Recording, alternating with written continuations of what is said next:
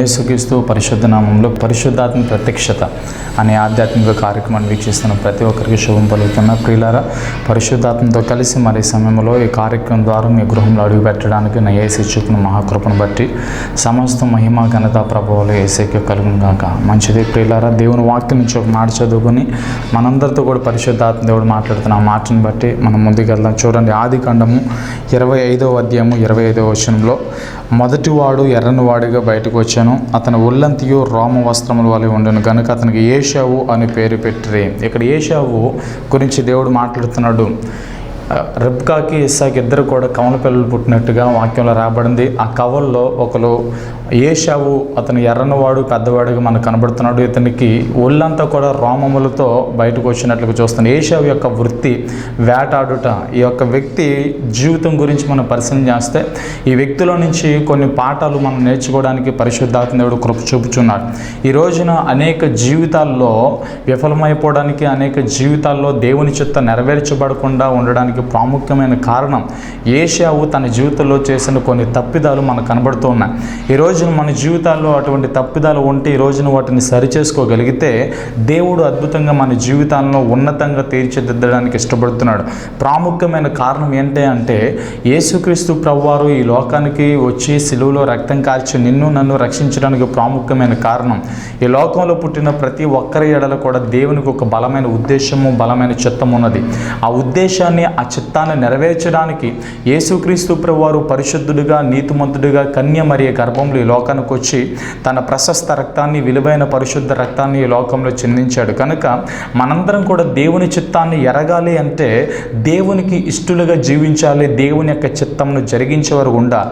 ఏ వ్యక్తి అయితే దేవుని వైపు చూడగలుగుతారో, ఏ వ్యక్తి అయితే దేవుని వైపు ఆకర్షించబడగలిగి దేవుని యొక్క వాక్యం ప్రకారం జీవించగలుగుతారో, దేవుని ఆజ్ఞలను గైకోగలుగుతారో, వారి జీవితంలో, వారి కుటుంబంలో దేవుడు తన యావత్ చిత్తాన్ని కూడా నెరవేర్చడానికి ఇష్టపడుతున్నాడు. అయితే ఏశావు గురించి మనం నేర్చుకోవాల్సిన కొన్ని ప్రాముఖ్యమైన సంగతులు ఏంటి అంటే, ఏశావు ఎర్రని వాడిగా, రోమములు కలిగిన వాడిగా మనకు కనబడుతున్నాడు.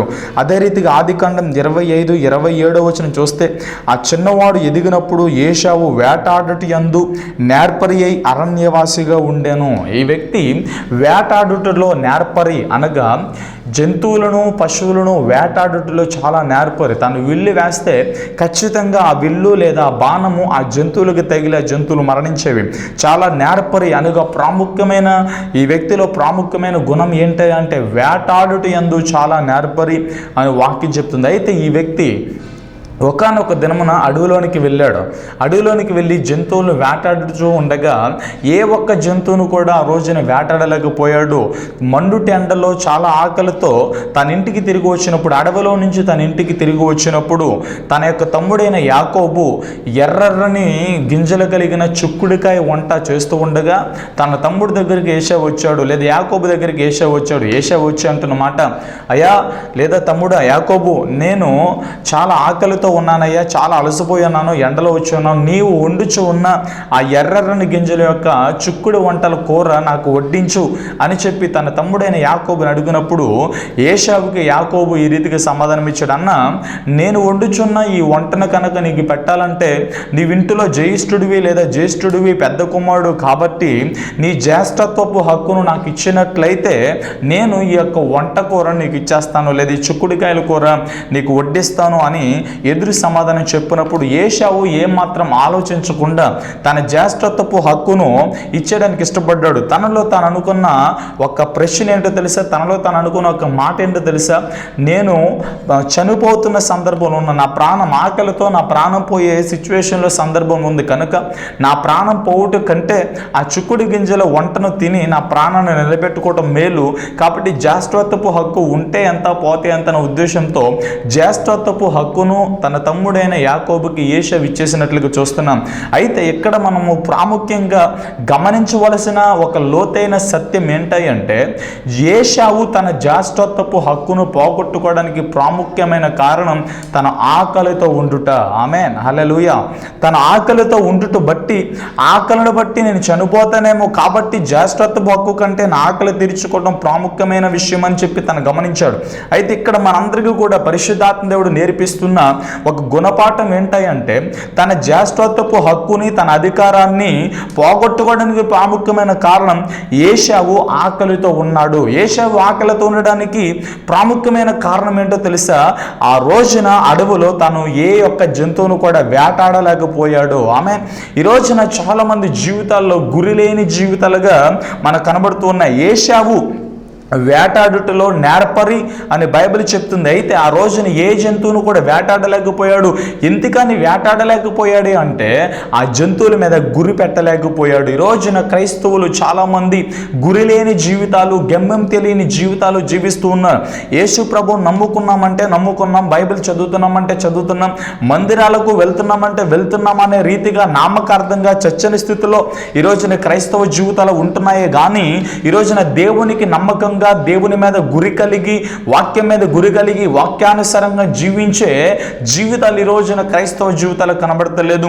యేసుక్రీస్తు ప్రభువు ఒక మాట అంటున్నారు, నన్ను ప్రేమించేవారు నా ఆజ్ఞలను గైకుంటారని.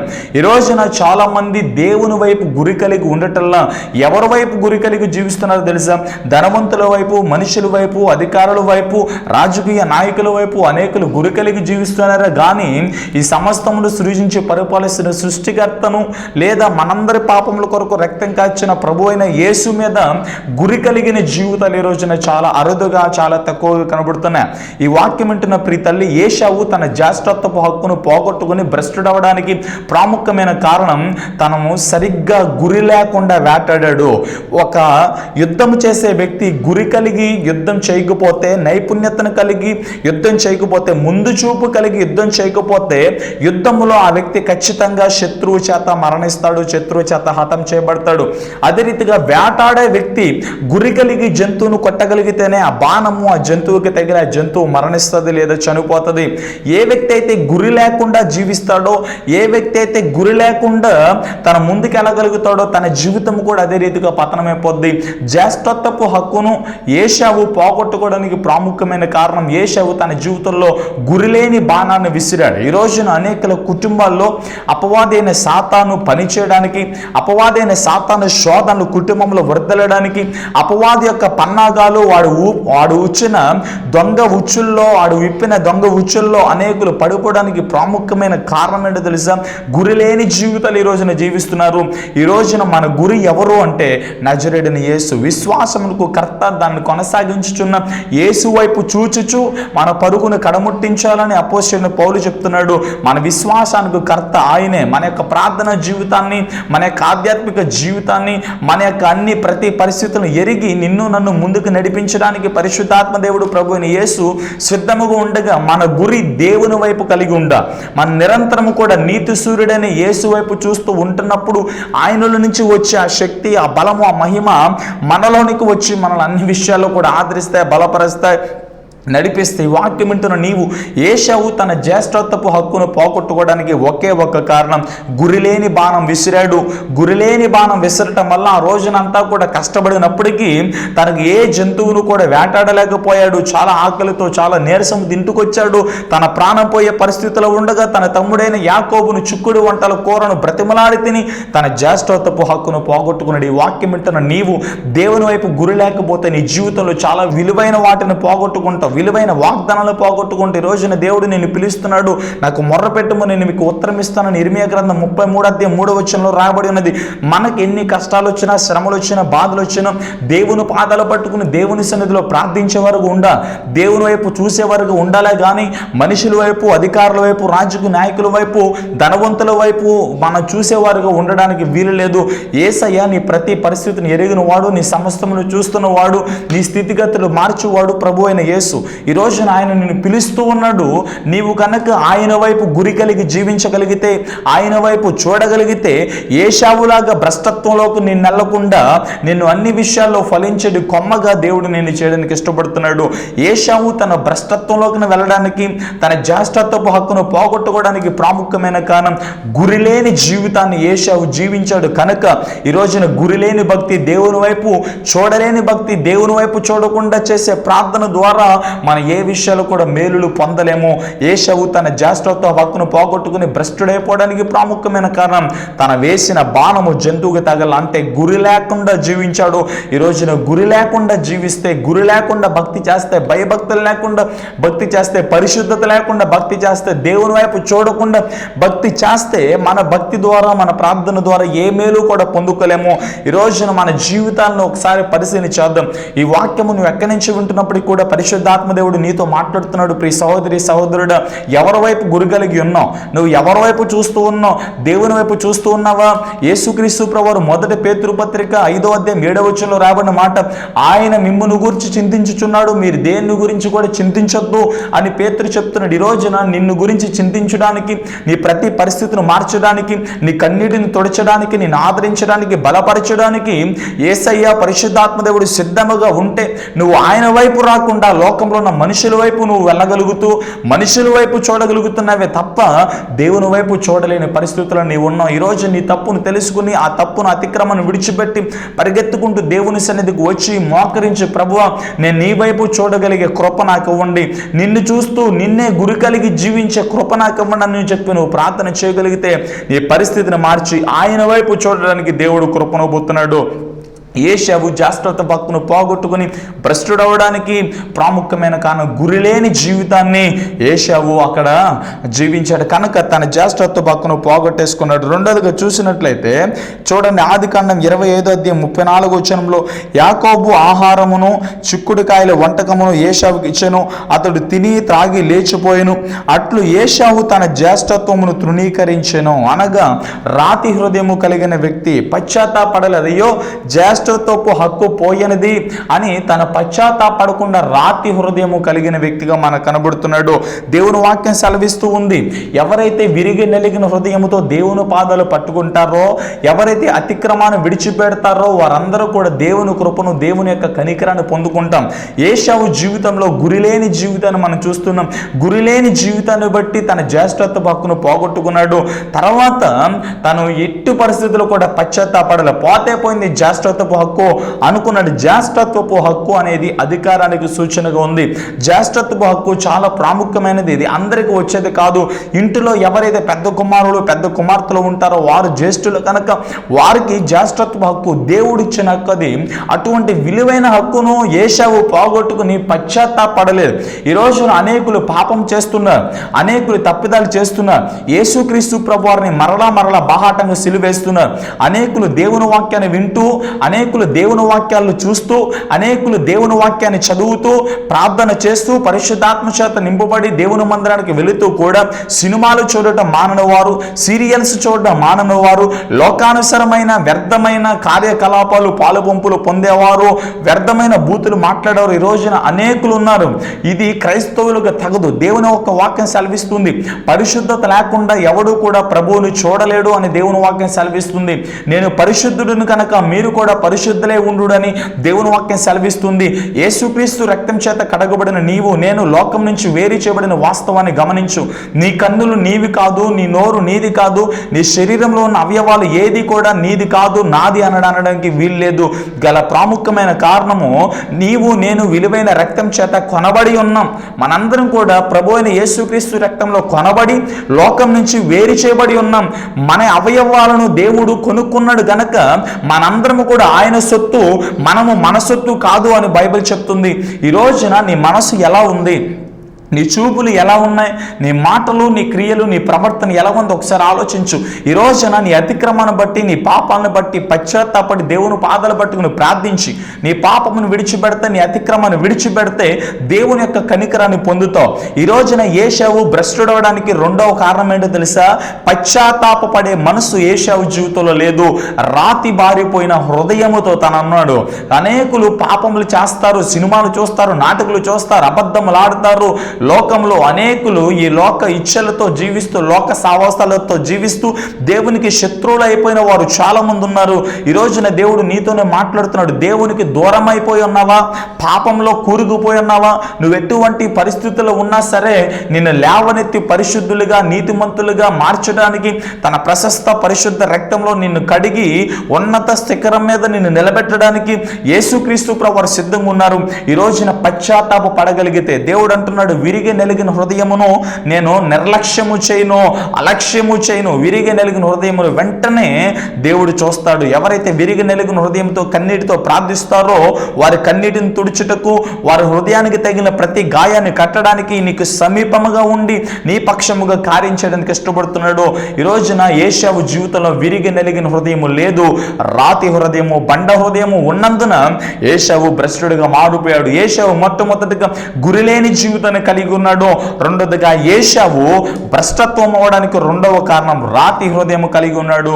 రాతి బారిపోయిన హృదయముతో తన అతిక్రమాన్ని ఒప్పుకోలేదు, దేవుని యొక్క పాదాలు పట్టుకుని ప్రార్థన చేయలేదు. పోతే పోయింది, జ్యేష్ఠత పక్కన అనుకుని చుక్కుడుగాయల వంటను చక్కగా గబగబ కడుపు నిండుగా తినేసి తన పనులోనికి వెళ్ళిపోయాడే తప్ప తను చేసిన తప్పిదాన్ని బట్టి తన పశ్చాత్తాపడినట్టుగా బైబిల్ గ్రంథం రాబడల.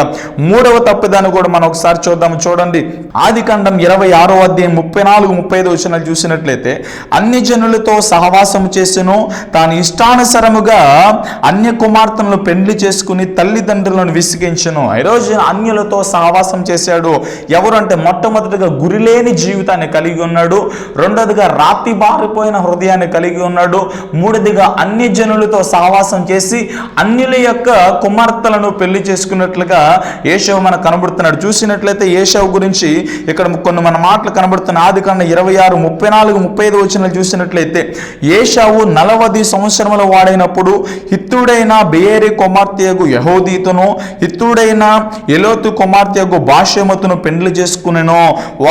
వీరు ఇస్సాకునకు రెబ్కమ్మకు మనోవేదన కలగజేసిరి. హల్లెలూయా. ఈ రోజున అనేకులు వారి తల్లిదండ్రులకు మనోవేదన కలగజేస్తున్నారు. పరలోకమందున్న తండ్రికి ప్రభు అయిన యేసును, పరిశుద్ధాత్మ దేవుని మనోవేదన కలిగించి పరిశుద్ధాత్మను దుఃఖపరిచేవారుగా, యేసుక్రీస్తు ప్రభువును బాహటముగా మరలా సిలువ వేసేవారుగా మనకు కనబడుతున్నారు. ఎందుకని అంటే యాకోబు చెప్తున్నాడు, లోక స్నేహము దేవునికి వైరము, లోకంతో స్నేహం చేసేవాడు దేవునికి శత్రువగును అని బైబిల్ చెప్తూ ఉంది. ఈ రోజున ఏశావు భ్రష్టుడవడానికి ప్రాముఖ్యమైన కారణం అన్యజనులతో సహవాసం చేశాడు. దేవుని వాక్యం సెలవిస్తుంది, చీకటికు వెలుగుకు పొంతన లేదు, విశ్వాసికి అవిశ్వాసికి పొంతన లేదు అని బైబిల్ చాలా స్పష్టంగా క్లియర్గా మాట్లాడుతూ ఉంది. ఈ రోజున పరిశుద్ధాత్మ దేవుడు మనతో మాట్లాడుతున్నాడు. నీ సహవాసం ఎవరితో ఉంది? నువ్వు ఏ మనుషులతో సహవాసం చేస్తున్నావు ఒకసారి ఆలోచించు. రోజున మనం చేసే సహవాసము చాలా ప్రాముఖ్యంగా ఉండాలి. మనం చేసే సహవాసము ఏ మనుషులతో చేస్తున్నప్పటికీ ఆ మనిషి పరిపూర్ణతలో ఉన్న వ్యక్తి అయినా, దేవుడు అంటే భయభక్తులు కలిగిన వ్యక్తి అయినా, ఆ వ్యక్తి పరిశుద్ధాత్మ చేత నింపబడి వాక్యానుసారంగా జీవిస్తున్న వ్యక్తి అయినా, లేదా లోకంలో ఉన్న వ్యక్తి. ఒకసారి ఆలోచించు. లోకంలో ఉన్న వ్యక్తితో, పాపము చేసే వ్యక్తితో కనుక నువ్వు సహవాసం చేస్తే తన మీద ఉన్న ప్రభావము, తన మీద ఉన్న ఇన్ఫ్లుయెన్సెస్ అన్నీ కూడా నీ మీద పడతాయి. హల్లెలూయా. ఒక్క విషయంలో చెప్పాలి అంటే, బురదలో దొల్లాడే వ్యక్తులతో కనుక నువ్వు సహవాసం చేస్తే వారి మీద ఉన్న బురద, వారి మీద ఉన్న దుర్వాసన నీలో కొట్టుద్ది. అదే రీతిగా అత్తరు పోసుకున్న వారితో, సెంటు కొట్టుకున్న వాళ్ళతో కనుక తిరిగితే నీ మీద సెంటు లేనప్పటికీ వారితో పాటు తిరుగుతున్నప్పుడు వారి మీద ఉన్న సెంటు, అత్తరు ఆటోమేటిక్గా నీ మీద కూడా వచ్చుద్ది.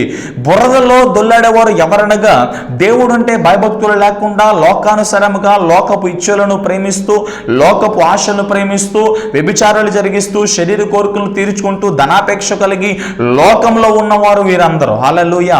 మరి అత్తరు పూసుకున్న వారు ఎవరు అనగా వాక్యం అనే బండ మీద వారి జీవితాలు కట్టుకుని యేసుక్రీస్తు ప్రభువుకి, ఆయన మాటలకు, ఆయన వాక్యానికి విరుద్ధంగా చేయకుండా వాక్యానికి లోబడి వారి స్వనీతిని చంపుకుని క్రీస్తు యొక్క నీతి మీద ఆధారపడి వాక్యానుసారంగా పరిశుద్ధాత్మ ముందుకెళ్ళే వారందరూ కూడా చెంటు పోసుకున్న వారు, అత్తరు పోసుకున్న వారుగా వాక్యం సెలవిస్తుంది. కనుక నీ సహవాసం ఎవరితో? ఏశావు చూసినట్లయితే అన్య జనులతో సావాసం చేశాడు. ఏశావు చూసినట్లయితే అన్ని జనులను వివాహం చేసుకుని తల్లిదండ్రులకు మనోవేదన కలిగించారు. ఈ రోజున చాలా మంది తల్లిదండ్రులు బిడ్డలను కన్నందుకు ఏడుస్తున్నారు. ఈ లోకంలో ఉన్న ప్రేమల్లో చాలా మంది పడి ఈ స్త్రీ పురుషుల మధ్య ఏదో చిన్న చిన్న ప్రేమను బట్టి 2-3 సంవత్సరాల ప్రేమను బట్టి ఈ యొక్క తల్లిదండ్రులు మనోవేదన కలిగించి చాలా మంది ఈ రోజున తల్లిదండ్రులు ఇష్టం లేకుండా, దేవుని యొక్క ఇష్టం లేకుండా వారంతటికి వారు ఇష్టపడి ఇదే ప్రేమ, ఇదే ఫ్యూచర్, ఇదే లోకం అనుకుని, ఇదే భవిష్యత్తు అనుకుని చాలా మంది ఈ యొక్క లోకంలో చిన్న చిన్న తప్పిదాలు చేస్తూ వారి జీవితాల్లో భ్రష్టత్వంలోకి తీసుకెళ్ళిపోతున్నారు. దేవుని యొక్క ప్రేమకు, దేవుని యొక్క ఉద్దేశానికి దూరం అవుతున్నారు. తల్లిదండ్రుల యొక్క ఉద్దేశానికి, తల్లిదండ్రుల యొక్క ప్రేమకు, వారి కలలకు ఈ రోజున భంగం కలిగిస్తున్నారు. ఈ రోజున ఓ యవనస్తుడా, ఓ యవన స్త్రీ, ఓ చెల్లి, ఓ తమ్ముడా, ఓ అన్నయ్య, పరిశుద్ధాత్మ దేవుడు నీతో మాట్లాడుతున్నాడు. నీ సహవాసం ఎవరితో, నువ్వు ఎవరిని ప్రేమిస్తున్నావు, ఏది మాట్లాడుతున్నావు, ఏది చూస్తూ ఉన్నావు, ఏది పలుకుతున్నావు, ఏది వింటూ ఉన్నావు, సమస్తమును చూస్తున్నవాడు, సమస్తమును ఎరిగి ఉన్నవాడు ప్రభు అయిన యేసు. ఆయన ఒకరోజు నిన్ను తీర్పులోనికి తీసుకురాబోతున్నాడు. ఈ వాక్యం వింటున్న నీవు, పరిశుద్ధాత్మ దేవుడు నీతో మాట్లాడుతున్న మాట, నీ సహవాసం ఎవరితో ఉన్నదో ఒకసారి ఆలోచించి. అదే రీతి ఇంకో మాట చూసినట్లయితే ఆదికాండం 27వ అధ్యాయం 38-40 వచనాలు చూసినట్లయితే ఏశావు, నా తండ్రి నీ యొద్ద ఒక్క దీవెనైనను లేదా నా తండ్రి నన్ను కూడా నువ్వు దీవించమని తన తండ్రితో చెప్పి ఏశావు ఎలుగెత్తి ఏడవగా అతని తండ్రి అయిన ఇస్సాకు, నీ నివాసము భూసారము లేకయు పైనుండి పడు ఆకాశ మంచు లేకయు నుండునని, నీ కత్తి చేత బ్రతుకుదు అని, నీ సహోదరునికి దాసుడు వగుదు అని ఇక్కడ సెలవిచ్చాడు. హల్లెలూయా. దేవుని యొక్క వాక్యం సెలవిస్తుంది. ఏశావును తన తండ్రి అయిన ఇస్సాకు పిలిచాడు. ఇస్సాకు పిలిచి, అయ్యా నేను చాలా వృద్ధుడిని అయిపోయాను, నేను చనిపోతున్నాను కనుక నీవు అడవికెళ్ళి వేటాడి ఒక జంతువును చంపి నాకు ఇష్టమైన వంటకము చేస్తే నేను కడుపు నిండుగా తిని నేను ఆశీర్వదిస్తాను అని తన పెద్ద కుమారుడైన ఏశావుకు చెబితే ఈ యొక్క మాటను తీసుకుని అడవికెళ్ళాడు. అడవికెళ్ళి వేటాడుకొచ్చే లోపల తన తల్లి అయిన రిబ్కా, యాకోబు ఇద్దరు కూడా ఒక మంచి వంటకాన్ని చేసి ఏశావు పొందుకోవాల్సిన ఆశీర్వాదాలన్నీ కూడా యాకోబు పొందేసుకున్నట్లుగా మనం చూస్తూ ఉన్నాం. ప్రాముఖ్యమైన కారణం ఇక్కడ గమనించాల్సింది ఏంటో తెలుసా? ఏశావు ఇక్కడ కూడా ఆలస్యం చేశాడు. అడవిలోనికి వెళ్ళి వేటాడి వచ్చే లోపల ఇక్కడ వంటకం రెడీ అయిపోయింది. ఆశీర్వాదాలన్నీ కూడా యాకోబు పొందేసుకున్నాడు. ఏశావు చాలా లేటుగా వేటాడాడు. ఏశావు సమయాన్ని సద్వినియోగం చేసుకోవాలా. ఆ రోజును చూసినట్లయితే బుద్ధి కలిగిన కన్యకులు, బుద్ధి లేని కన్యకుల గురించి ఆలోచన చేస్తే, బుద్ధి కలిగిన కన్యకులు నూనెను సిద్ధల్లో నింపుకుని పెండ్లి కుమారుడు రాకడ కొరకు సిద్ధపడి ఎప్పుడైతే బోర మోగిందో పెండ్లి కుమారుడు యొక్క రాకలో వీళ్ళు కూడా కలిసి పెండ్లి కుమారుతో పాటు రాజు అంతఃపురంలోకి వెళ్ళిపోయారు. సిద్ధపడిన కన్యకులు అందరూ కూడా అటు ఇటు తడువుకుంటూ మార్కెట్కి వెళ్ళి ఆయిల్ కొనుక్కుని లేదా నూనె కొనుక్కుని వారి సిద్ధుల్లో నింపుకొని కాగడాలను వెలిగించుకునే లోపల పెండ్లి కుమారుడు వెళ్ళిపోయి గేటు వేయబడి ఉన్నది. అయ్యా తలుపు తీయండి, తలుపు తీయండి అని చెప్పి బుద్ధి లేని కన్యకులు ఆ గేటును కొట్టినప్పుడు ఆ లోపల నుంచి పెండ్లి కుమారుడు లేదా ప్రభు నేసి మాట్లాడుతున్న మాట, మీరెవరో నేను ఎరగను, ఇక నుంచి వెళ్ళిపోండి, మీకు ఇక్కడ స్థావరం లేదని చెప్పి వారిని పంపించేసినట్లుగా చూస్తారు. ఈ రోజున సమయాన్ని సద్వినియోగం చేసుకోవాలి. ఏశావు తన జీవితంలో ఆశీర్వాదాలు పొందుకోవడానికి తండ్రి ద్వారా వచ్చే జ్యేష్ఠత్వపు హక్కును, జ్యేష్ఠత్వపు ఆశీర్వాదాలను తండ్రి ద్వారా కూడా పోగొట్టేసుకోవడానికి నిర్లక్ష్యముగా తన జీవించాడు. ఈ రోజున అనేకుల జీవితాల్లో గురిలేని అనుభవాలు కలిగి, రాతి బారిపోయిన హృదయము కలిగి, తల్లిదండ్రులకు, మనుషులకు, అదే రీతిగా దేవునికి మనోవేదన కలిగించే పనులు జరిగిస్తూ ఆశీర్వాదాలు పోగొట్టుకుని అనేకులు భ్రష్టులుగా మారిపోతున్నారు. ఏశావు గురించి ఇక్కడ ఒక మాట రాయబడి చూడండి. హెబ్రీ పత్రిక 12వ అధ్యాయం 14-17 వచనాలు చూస్తే, అందరితో సమాధానమును పరిశుద్ధతయు కలిగి ఉండుటకు ప్రయత్నించుడి.